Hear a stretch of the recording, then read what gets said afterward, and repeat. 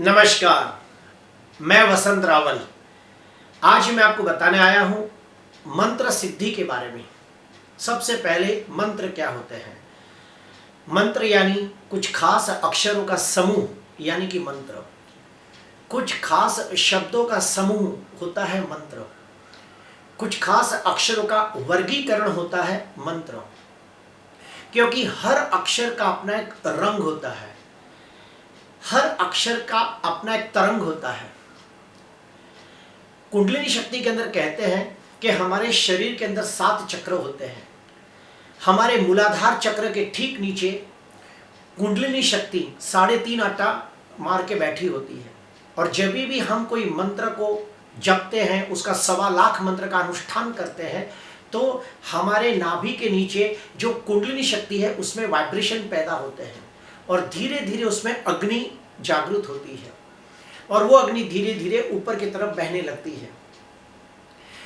जैसे कि मूलाधार चक्र, उसके बाद अनाहत चक्र, मणिपुर चक्र, स्वाधिष्ठान चक्र, विशुद्ध चक्र, आज्ञा चक्र, ये सब चक्रों के अंदर वो अग्नि धीरे धीरे ऊपर आने लगती है और मंत्र सिद्धि की तरफ आगे बढ़ता है। इसीलिए कहते हैं कि मंत्र जाप करते समय पानी न पिया करो, क्योंकि अग्नि के ऊपर पानी गिरने से वो अग्नि शांत हो जाती है।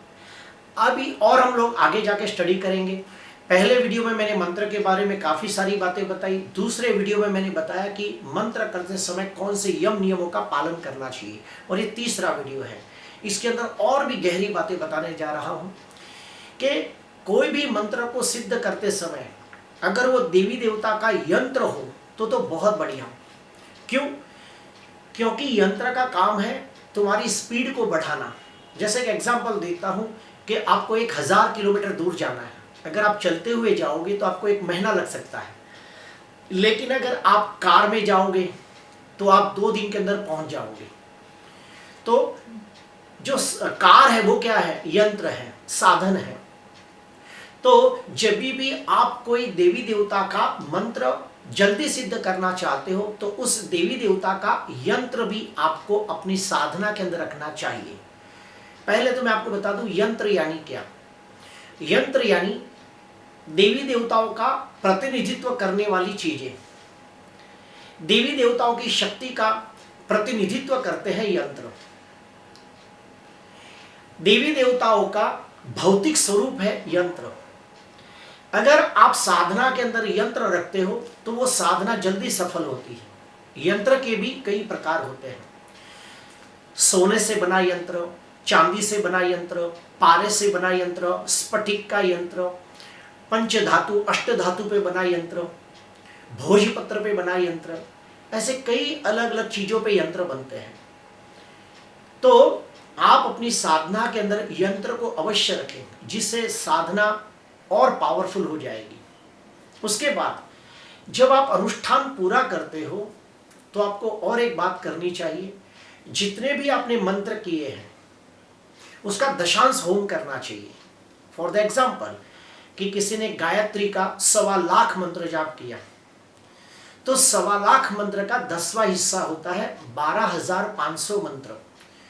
तो 1.25 लाख मंत्र को सिद्ध करने के लिए 12,500 मंत्र की आहुति देनी चाहिए। तो कोई जैसे ही आपका अनुष्ठान पूरा होता है तो आजू बाजू में कोई गायत्री माता का मंदिर हो या फिर कोई देवी का मंदिर हो तो उस मंदिर में जाके किसी कर्मकांडी विद्वान ब्राह्मण के साथ बैठकर आपको जो भी आपने मंत्र किया हो उस मंत्र का दशांश होम करना चाहिए। जब आप दशांश होम करते हो तो उस समय अगर आपने कोई देवी का मंत्र किया है तो आप छोटी छोटी 9 लड़कियों को भोजन कराएं। अगर आपने कोई देवता का मंत्र किया है, शिव जी का, विष्णु का, ब्रह्मा जी का, तो आप ब्राह्मणों को बुलाकर भोजन कराएं। उसके बाद जब भी आप कोई ये अनुष्ठान करते हो तो अनुष्ठान पूरा होने के बाद दशांश होम करते हो। दशांश होम होने के बाद आपको ब्राह्मणों को, कन्याओं को, आपको गरीबों को यथाशक्ति अन्नदान करना चाहिए। उससे भी आगे बढ़ते हैं कि जब भी आप कोई अनुष्ठान सिद्ध करते हो तो आपको और एक बात का विशेष ध्यान देना है कि ये अनुष्ठान आप हो सके तो हर साल एक बार किया करो। जैसे कि मान लो एग्जाम्पल देता हूं कि किसी ने गायत्री मंत्र का 1.25 लाख जाप किया, तो ऐसा मत सोचिए कि बस एक ही बार 1.25 लाख जाप कर दिया तो भी मेरे पास सिद्धि आ गई। आपको वही मंत्र हर साल एक बार करना है या फिर 1-2 साल के बाद रिपीट करना है। मैंने ऐसा सुना है कि जब कोई 1.25 लाख मंत्र का अनुष्ठान 11 बार करता है तो मंत्र में बहुत ज्यादा शक्ति जागृत होती है।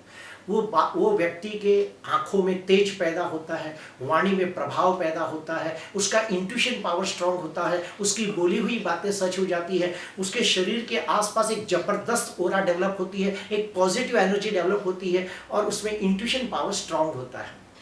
तो जैसे जैसे आप अनुष्ठान ज्यादा करते जाओगे आप में शक्ति का संचार होने लगता है और उतना ही आपको धीरे धीरे आप शांत और गंभीर होने लगते हो।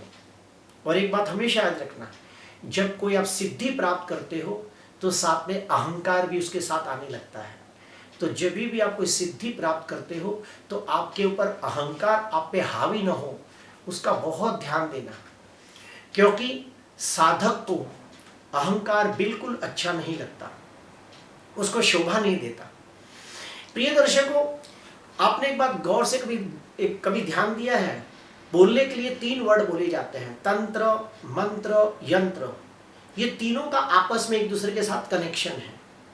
कोई भी तंत्र विद्या हो या फिर यंत्र विद्या हो, उन दोनों को सिद्ध करने के लिए मंत्र की आवश्यकता होती है। तंत्र को भी सिद्ध करने के लिए मंत्र की आवश्यकता होती है और यंत्र को भी सिद्ध करने के लिए मंत्र की आवश्यकता होती है। तो तंत्र और यंत्र ये दोनों के बीच में आता है मंत्र। इसलिए कभी भी आप बोलते समय देखना तंत्र, मंत्र, यंत्र, या तो यंत्र, मंत्र, तंत्र ऐसे बोला जाता है। तो तीनों के बीच में हमेशा मंत्र रहता है और मंत्र ये मन की अगाध शक्तियों को जागृत करने वाला है। अगर आप मंत्र को दिल से, श्रद्धा से, विश्वास के साथ, नियम पालन के साथ अगर करें तो आप में जबरदस्त ऊर्जा पैदा होती है, आप में शक्ति पैदा होती है और आप वो शक्ति के आधार पर आप बहुत दूर का देख सकते हो।